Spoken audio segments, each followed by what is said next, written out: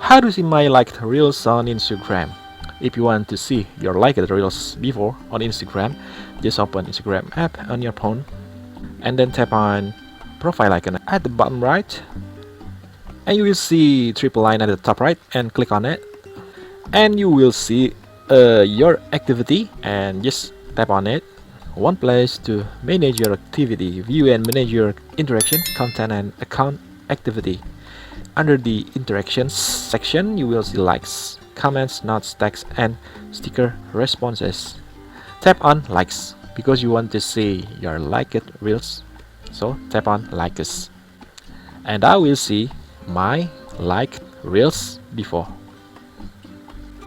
So it's very easy to do. Hopefully this helps, and don't forget to like and share this video and subscribe to this channel, and see you in the next video. Bye bye.